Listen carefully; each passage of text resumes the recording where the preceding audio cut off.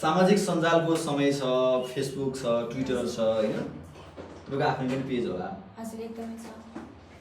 कस्ता खालका आउँछन् के त्यहाँ तपाईलाई कमेन्टहरु, तपाईलाई रिक्वेस्टहरु, त्यसपछि गएर तपाईका बारेमा लेखिने शब्दहरु कस्ता हुन्छन्? विशेष त राम्रै हुन्छन् हैन, किनभने म एकदमै हेरेर छानेर म्युचुअल फ्रेन्ड्स कति छन्, को चिनेका छन्, चिनेका साथीहरूको मित्र हुन् कि होइनन्, ती सबै कुराहरू बुझेपछि मात्रै हैन। अब कतिपय केसमा म्युचुअल फ्रेन्ड्स छैनन् भने पनि उसको प्रोफाइल कस्तो छ, उसले कस्ता कस्ता पिक्चर्सहरू अपलोड गरेको छ सबै हेरेर भ्याउनुहुन्छ? म हेरेरै मात्र एकदम बरु स्लोली हैन, एकदम स्लोली स्टिडीली जान्छु। तपाईँ हेरेर मात्रै हैन भनेपछि एउटा केटाले तपाईलाई रिक्वेस्ट पठायो भने एटलिस्ट तपाईले रिक्वेस्ट एक्सेप्ट गर्नु होला नगर्नु होला, मात्र त्यो केटाको बारेमा तपाईँ धेरै कुरा हेर्नु रहेछ है। हेर्छु तर एक्सेप्ट गर्नको लागि हैन। यदि गरिन भने एक्सेप्ट गरे भने पनि उ मेरो दिमागमै रहन्छ भन्ने कुराको ग्यारेन्टी छैन, किनभने मैले अरूको पनि हेरिरा हुन्छु, त्यस्तो हरेक दिन कतिजनाको हेरिरा हुन्छु हैन एक्सेप्ट गर्ने सिलसिलामा। र एक्सेप्ट गरे भने पनि खासै याद हुँदैन, नोटिस हुँदैन। अब एक्सेप्ट गरिन भने त कुरै सकिहाल्यो। फेसबुकमा प्रेम प्रस्ताव कति आउँछ? फेसबुकमा अब हिजो आज प्रेम प्रस्ताव भनेको अब आई लभ यु हैन, एकदमै बिहान बेलुका चिया खाएको जस्तै भइसकेछ क्या आई लभ यु चाहिँ। त्यो चाहिँ अब इजिली जसले पनि भनिदिइहाल्ने, जसले पनि लेखेर पठाइदिइहाल्ने होइन। तर त्यसलाई चाहिँ म अब thank you so much for loving भनेर त्यो रूपमा अब आई लभ यु भन्नेहरूलाई आई लभ यु टु चाहिँ कतिजना भन्नुहुन्छ? त्यो चाहिँ मैले भनेकै छैन, मैले प्रश्न रूपमा होइन। अब किनभने फेसबुकमा आई लभ यु भन्दैमा या कसैले आएर आई लभ यु भन्दैमा चाहिँ उसले वास्तवमै माया गर्छ भन्ने कुराको त ग्यारेन्टी त हुँदैन। सो अब एचिभमेन्ट देखेर मन पराएको हो या साँच्चैको वास्तवमा म एउटा नर्मल रोमी देखेर मन पराएको, त्यो कुरामा तपाईँ चाहिँ तपाईँको एचिभमेन्ट देखेर मन पराउने केटालाई छान्नुहुन्छ या नर्मल रोमी भनेर मन पराउने केटालाई छान्नुहुन्छ? कुन केटालाई छान्नुहुन्छ? अभियसली नर्मल रोमी। मनमा चाहना उत्पन्न हुन्छ नि कहिलेकाहीँ केटाहरूको विषयको लिएर एउटा कौतूहलता के कस्ता कुराहरू खेल्छन् तपाईँको, यो केटो कति ह्यान्डसम वा योसँग साथी बनाउन पाए, यस्ता कुराहरू कति खेल्छ? वास्तवमा त्यस्तो चाहिँ मेरो मनमा कहिले पनि खेलेन होइन। अब केटाहरूको विषयमा मलाई एकदम जान्नै मन लागेको कुरा चाहिँ के हो भने होइन, अब जो केटाहरू चाहिँ अब ड्रग एडिक्सनतिर जान्छन् होइन, अनि अब जो यङ्स्टर्सहरू चाहिँ एकदम टाइम वेस्ट गरेर हिँडिरहनु भएको हुन्छ नि, त्यो उहाँहरू देखेर चाहिँ एकदमै कौतूहलता लाग्छ, क्युरियोसिटी लाग्छ। किनभने आफूसँग होइन 1 आवर लस हुँदा पनि चित्त दुख्छ कि यो टाइम फेरि हामीले गर्न सक्दैनौँ होइन। सो एकदमै चित्त दुख्छ नि, कसरी चाहिँ यो वेस्ट गर्ने टाइम पाउनु भएको होला, अनि के चाहिँ सोचेर त्यो ड्रग एडिक्सनतिर लाग्नु भएको होला, ती कुराहरूमा चाहिँ बरु कौतूहलता लाग्छ कि।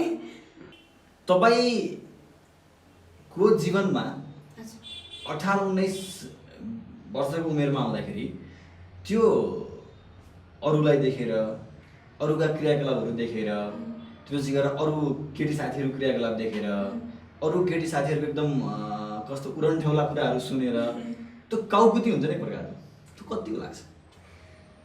अब काउकुती त लाग्छ नै होइन, एउटै माहौलमा बसेपछि होइन। अब अलिअलि कुराहरू सुनिन्छ, त्यो कुराहरूले गर्दा अब असर त पर्छ नै होइन। तर मान्छेहरू चाहिँ दुई प्रकारका हुन्छन् होइन, एउटा चाहिँ क्रिएटिभ, अर्को चाहिँ डिरेक्टिभ। म चाहिँ क्रिएटिभ अन्तर्गत पर्छु। मतलब क्रिएटिभ चाहिँ कस्तो भने सबैको कुरा सुन्छन्, सबैको सङ्गत गर्छन्, तर कसैको सङ्गत या कसैको कुराले असर गर्दैन कि आफै डिसिजन लिन्छन्। उनीहरू चाहिँ क्रिएटिभ हुन्छन्, त्यसमा अलिकति माइनस गर्नुपर्ने कुरा माइनस गर्छन्, उसको अरू साथीको नराम्रो पक्ष माइनस गर्छन्, राम्रो पक्ष एड गर्छन् होइन। र त्यसलाई चाहिँ अझ नयाँ ढङ्गमा चाहिँ लैजान्छन् कि ती चाहिँ वास्तवमै क्रिएटिभ मान्छेहरू हुन्। र डिरेक्टिभ चाहिँ कस्तो हुन्छन् भने सङ्गतले एकैछिनमा प्रभाव पारिहाल्ने। आज एउटाको सङ्गत गऱ्यो, उसले जे गर्यो त्यही गर्न मन लाग्ने, उसले जुन ब्रान्डको जुन कम्पनीको फोन बोक्यो त्यही कम्पनीको फोन बोक्नै पर्ने, उसले बोयफ्रेन्ड बनायो फ्यासनको लागि मैले बोयफ्रेन्ड बनाउनै पर्ने, उसले स्कुटी किन्यो मैले स्कुटी किन्नै पर्ने, या त उसले एकदमै या त उसले ल तिमी यसो गर भनेर साथीहरूले या अरूले भनेको भरमा, अरूले डिरेक्ट गरेको भरमा चाहिँ आफू त्यो हिसाबले जाने होइन। क्रिएटिभिटी नै छैन, आफूले डिसिजनै नलिने। व्यक्तिको पर्सनालिटीमा हेर्ने तपाईँलाई कस्ता खालको युवकले एट्र्याक्सन गर्छ? मलाई वास्तवमा होइन, मैले आफूले पनि एकदमै धेरै त्यो हुन्छ नि, आफूले आफ्नो लाइफमा एक्सपेरिमेन्ट गरेको भनौँ होइन। मैले अब साथीहरूको बोयफ्रेन्ड हुने होइन, अब साथीहरू अब बढी अब डेट जाने दायाँ बायाँ होइन, अब कुराहरू सेयर गर्दा चाहिँ नि मेरो दिमागमा एक दिन आयो क्या, मलाई चाहिँ किन यी सबै कुराहरू चाहिँ मेरो दिमागमा किन आएन होइन, कि ममा त्यो फिलिङै छैन त होइन। तपाईँलाई फेरि एकदमै डर लाग्यो, मानसिक चिन्ता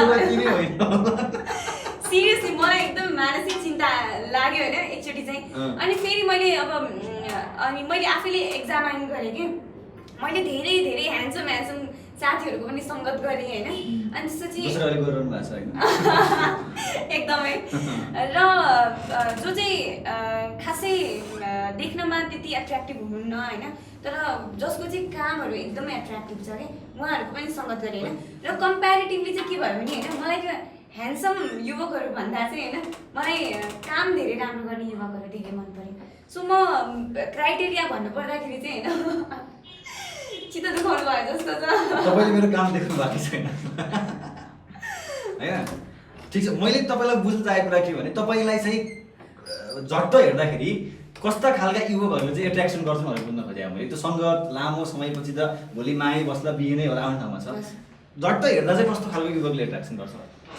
झट्ट हेर्दाखेरि चाहिँ राम्रो पर्सनालिटी भएको होइन, अब राम्रो पर्सनालिटी भएपछि अब अभियसली एट्र्याक्ट गरि नै हाल्छ, र प्लस उसको बोल्ने शैली राम्रो हुनु पऱ्यो, उसको म्यानर्स राम्रो हुनु पऱ्यो होइन, त्यही नै हो। एकदम सर्टकट है, एकदम सर्टकटमा एन्सर दिनुहोस् किनकि म सर्टकट सोच्छु होइन। तपाईँको राम्रो बानी?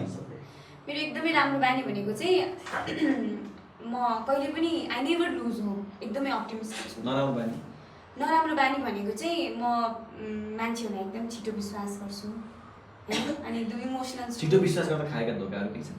अहिलेसम्म चाहिँ धोका खाएकी छुइनँ होइन, किनभने अहिले अब त्यति हायर लेभलको त्यो ठुलो ठुलो कामहरू पनि गर्न पाइसकेकी छुइनँ, तर त्यही कुराको चाहिँ डर लाग्छ कि हरेक क्षण होइन, यदि कुनै टाइममा चाहिँ यही विश्वास गर्नाले विश्वासघात भइहाल्यो भन्ने कुराको डर लाग्छ। र अब यो बानीलाई चाहिँ अलिकति सुधार गर्नुपर्छ, जो कोहीमा विश्वास नगर्ने त्यो चाहिँ बानी लगाउनुपर्छ जस्तो मलाई लाग्छ। प्रेम भनेको जीवन जिउने आधार हो। किन गरेको छु मैले, मेरो मम्मीसँग प्रेम गरेको छु होइन, गर्छु, मेरो साथीहरूसँग प्रेम गर्छु होइन। अब त्यस्तो अब सिरियसली जाने समय आउँछ जस्तो मलाई लाग्छ। बोयफ्रेन्ड? त्यो पनि समय आउँछ, छैन तर समय आउँछ। अहिलेसम्ममा चाहिँ समय आएको छैन नढाँटिकन अहिलेसम्म समय आएको छैन। सिङ्गलै भन्नु पर्यो। उमेरले भएन, उमेरले दिएन कि कामले भएन? उमेरले पनि दिएन, कामले पनि भ्याइएन त नभनौँ होइन। म अघि पनि भने I'm a very good manager regarding time होइन। मेरो विचारमा चाहिँ नभेटिएकै हो कि भेटियोस् भने जान सक्छ? एकदमै एकदमै हुन्छ नि, ड्रिम गयो कि मैले सोचे जस्तो भेटियोस् भने ठुलो चाहना छ। ड्रिम गएको त अहिले तपाईँले भनिसक्नु भयो कस्तो कस्तो क्याटेगोरी हुनुपर्छ, विशेषता के हुन्छ? विशेषता कामले एकदम मन जित्न सक्नु पर्यो। ओके।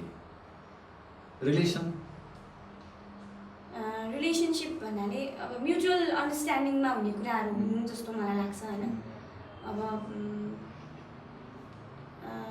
म्युचुअल अन्डरस्ट्यान्डिङमा हुने कुरा हो, यदि एकअर्कामा विश्वास छ भने होइन उहाँहरू अब मेरो अझ म चाहिँ के भन्छु भने प्यारेन्ट्सहरूको सहमतिमा नै जाँदा राम्रो। कुनै पनि प्यारेन्ट्सहरूलाई सोधेर प्रेम गर्नु एकदमै प्यारेन्ट्सहरूलाई सोधेकै राम्रो जस्तो लाग्छ कि मलाई चाहिँ होइन। त्यो भएर चाहिँ जिन्दगीमा कुनै पनि खालको विश्वासघात या कुनै पनि खालको जिन्दगीमा दुर्घटना सहनु पर्दैन जस्तो लाग्छ यदि तपाईँ चाहिँ आफ्नो अभिभावकहरूसँग झुट बोल्नुहुन्न भने।